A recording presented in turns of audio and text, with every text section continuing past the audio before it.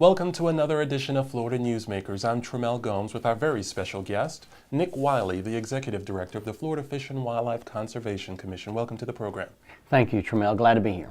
Let's get right to it. 18 years after Florida voters approved a ban on gill nets, the issue is back in court. Why do you think the net ban should stay in place? Well, first, as you noted, it was a constitutional amendment approved by the people of Florida. And there is clear evidence that the restrictions on gill nets has had a big benefit to our inshore fisheries and that ecosystem. So we feel like there's a valid reason for it, but we're not really focused so much on whether it should stay in place or not. We're really going to work with the judicial system, work through that process, and do our best to honor that system and get to an outcome and then go from there. What do you say to opponents who are arguing that the rules crafted to ease overfishing is actually contributing to the problem? Yeah, the argument that we hear a lot is that the nets that are allowed for use there are seine nets, but they're used in a manner that they do catch small fish. The truth in that matter is, yes, some small fish are caught, but it's a negligible amount, and it's not having an impact on the fisheries resources. We've got clear scientific data and monitoring that indicates that that's not an impact. Whereas the larger gill nets actually clearly did have an impact, and we've clearly seen a benefit from those being limited. Now, there's some unfortunate news that recently happened where a black bear attacked a woman in Longwood. What's the current status of that situation?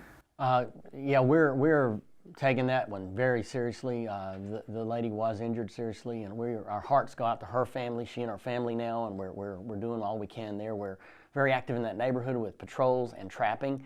We've caught a small bear. It wasn't the bear that was involved, we're pretty sure. So we're going to be very focused on trying to capture the bear that was a part of this problem and take care of that bear and continue to work with that neighborhood, because it is in an area where there are a lot of bears in the wild nearby. So that's an ongoing concern that we are very focused on and taking very seriously. Let's switch to the wildlife and habitat in the Everglades. That's a big priority for your agency, but you said protecting that habitat can be done by just managing the water levels? Explain. Well, absolutely, because over the thousands of years, the wildlife, fish and wildlife in the Everglades adapted to ebbs and flows in water levels over the season each year. And as the water comes up to a certain level, they adapt to that. As it comes down, they adapt. And their ability to find food and to reproduce and nest and things like that is critical to small changes in water elevations.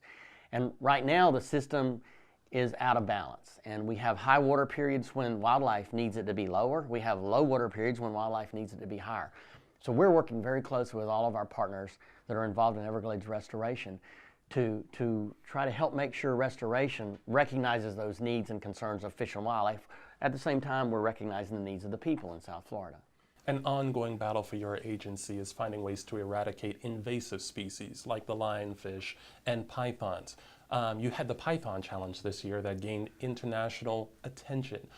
Will we see the return of the Python Challenge next year? We're looking right now to learn from that experience. We learned a lot, and it did get great attention. We're trying to now take that and craft the next phase, the next challenge. It may not happen this winter. We're working on how to move it to the next level and make it more effective at actually catching snakes. And so we're very actively looking at it. It's going to come back, I believe, but it may be in a little different format. As we wrap up, what are some of the challenges before your agency that will be top priority as we go into the new year? Well, the top priority for us, one, is looking at the big picture of Florida and conservation and developing. Our commission is very engaged in developing a strategic vision for conservation in the state. And we want to bring our partners in and talk about how can we position ourselves now and do what we can to make sure we're taking care of fish and wildlife.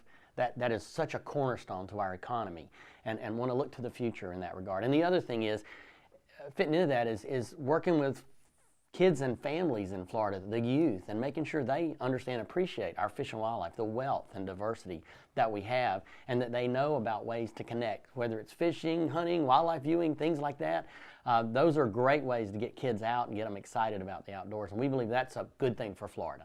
Well, Nick Wiley, thank you so much for joining the program, and to our viewers, we'll catch you next time.